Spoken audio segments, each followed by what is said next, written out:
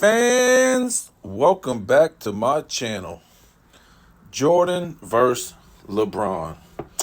Okay, people, I want to say thank you to all the subscribers. If you haven't subscribed, subscribe.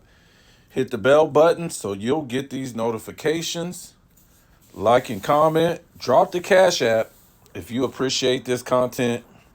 And let's do it. So, LeBron's legacy in the finals versus Jordan's legacy in the finals. And a lot of people, they tend to lean towards 4-6 and 6-0 in the finals. And we already know who had what record. So let's talk about some other things in the finals. LeBron versus Jordan. And we're going to talk about Jordan's iconic moments in the NBA Finals versus LeBron's iconic moments in the NBA Finals. And I'll tell you this, okay, for Jordan, he wasn't playing around. Once he actually made it to the NBA Finals, we all know all the heartbreak he had to go through just to make it to the NBA Finals. And it wasn't his fault. Playing on teams that was garbage, playing with players who couldn't excel and take their games to the next level. He wasn't lucky enough to come in the league like Magic and play with Kareem. And also Bird, too. He came in the league and he played with some good players, too. Got some good draft picks like Mikal, got a free agent, Parrish. And he already had a couple good guys on his team. So it was easier for Jordan to come in, Bird to come in the league and make a run in the 80s. Because really, when Bird and Magic came into the league in 79, 80, the league really wasn't that good. And they just turned it up. Both Bird and Magic. That's why, they kind of saved the league and brought the league to greatness until Jordan took over. Dr. J, he was in the league. He couldn't take the league to greatness when he first came in. He was a great player. But when we talk about iconic moments in the finals, we talk about Bird stealing the inbound pass. We talk about Isaiah playing on one leg. We talk about Dr. J getting his first finals win, and I think they swept the Lakers. We talk about Magic Johnson winning finals MVP as a rookie in the game he took over when Kareem was injured. So, Russell had some iconic moments too. I think it was 60. He had some other ones, but for me, it was 69 when the Lakers owner guaranteed that Wilt, who was it? Wilt, Jerry West, and I think Elgin Baylor was going to win those finals. He already had the champagne popping. Well, he had it ready. He had the balloons at the rafters and everything. And remember that Russell, he was pretty old at that time, and they were still back in the finals. They had no business being in the finals, but they had made it back again, but nobody gave them a chance. And when he found out what the owner of the Lakers had did, he guaranteed a win, and he already had the party started before the game even started. Russell went the hell off. I think it was a game 7, and Russell went out there and showed up and showed out, and the Lakers lost. So there's been many historic moments in the finals, iconic moments in the finals. And when you look at a guy like Jordan, like I said, all the stuff he had to go through just to get to the finals with mediocre teams, and all he wanted was his teams to step up, play defense, play team ball, because he wasn't getting beat off of athleticism. He was getting beat off of X's and O's off those Lakers teams. He didn't play the Lakers in the finals, but I'm just trying to tell you, those teams weren't great athletic teams. The Celtics, and then eventually the Pistons. So you wouldn't think of those teams as great athletic teams, but they could beat you with X's and O's.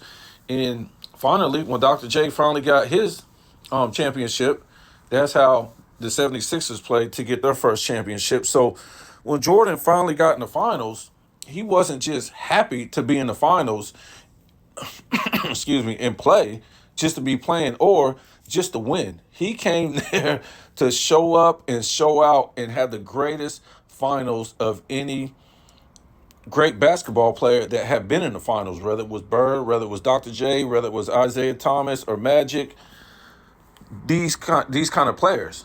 And he wanted to be as good as them in the finals or separate himself um as being the greatest in the finals. And to me, as we go through this, it seems like this is what this guy did because he always showed up for big games, whether it was the playoffs or, they played the Knicks in the Garden or Boston Garden or something like that. This guy always showed up to big games and showed out. So Jordan wasn't just trying to win a championship; he was trying to leave iconic moments in the finals.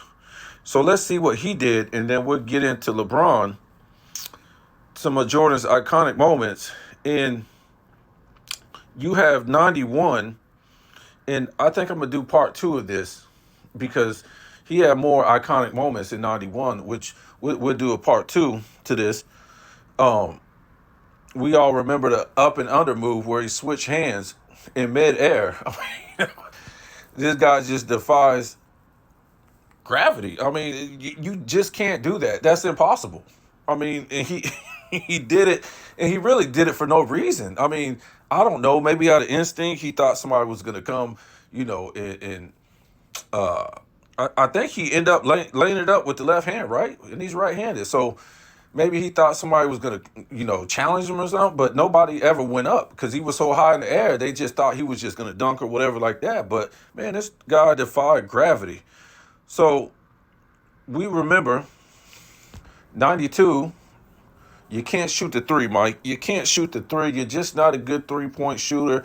And that's not really what he did. He's not like LeBron. LeBron's not a good 3-point shooter, but LeBron will sit out there and keep shooting the three.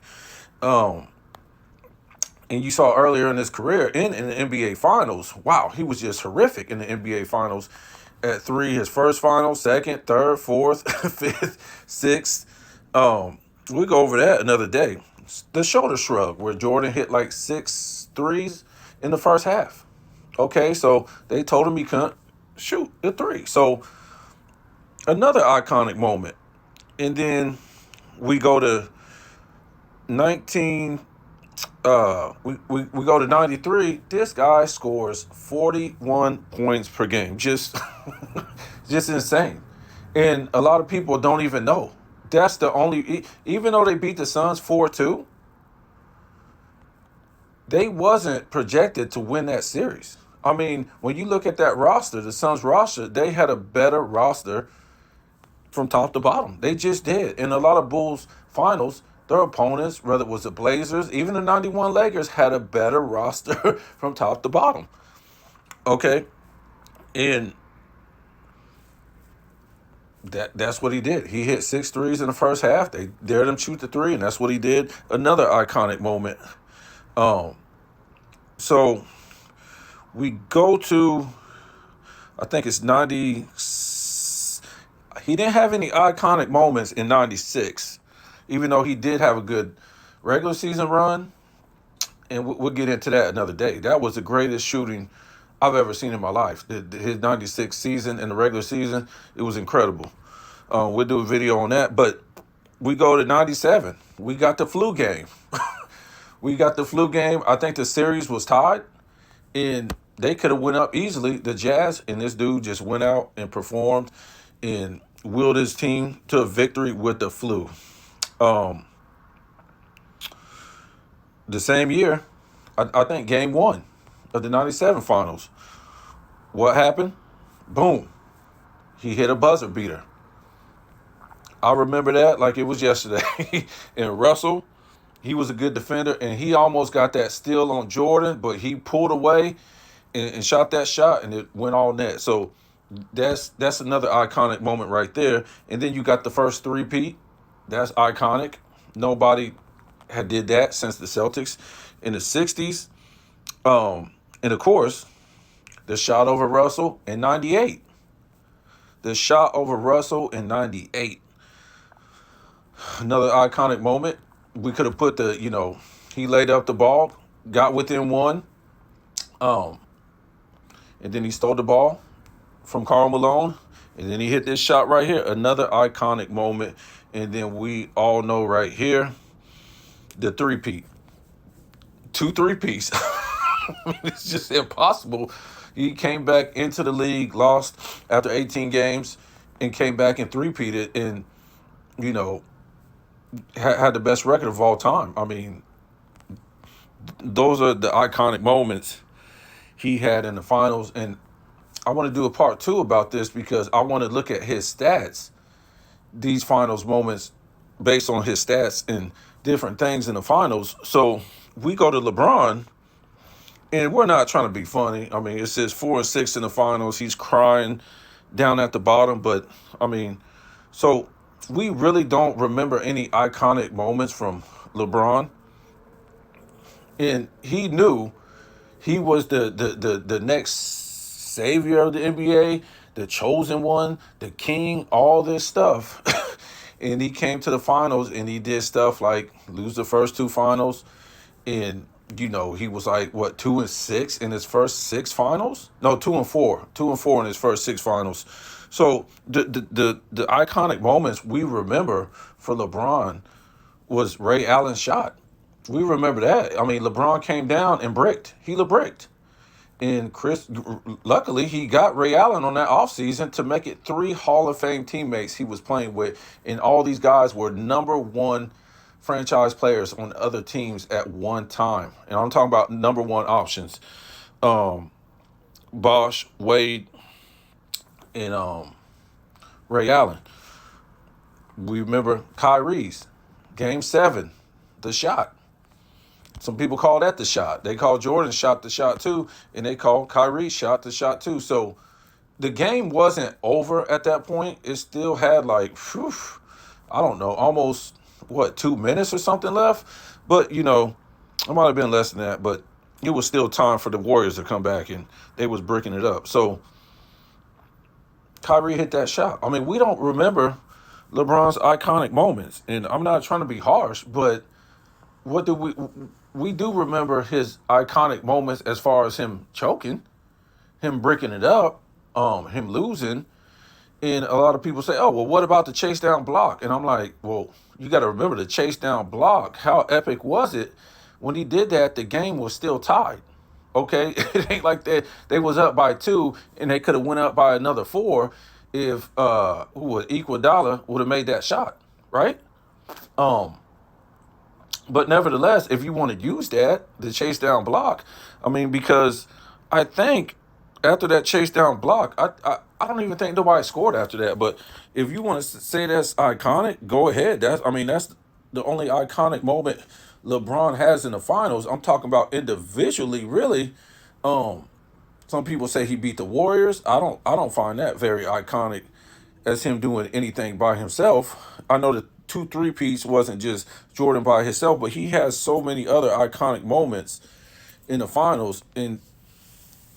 But that's just how Jordan was. He was trying to be above and beyond everybody and separate himself at all times. And I don't think that's something LeBron has ever did to separate himself from any Magic Johnson, Kareem Abdul-Jabbar, Larry Bird. That's why I just can't put this guy in my top 5, and he might be out of my top 10 based on the knowledge I know. So you guys comment, tell me what you think. We're gonna have part 2 on this, on more finals moments that Jordan had. I mean, this guy, he showed up and he showed out. He just didn't want to win a championship. He wanted to leave a mark as being the best in the finals. So tell me what you think.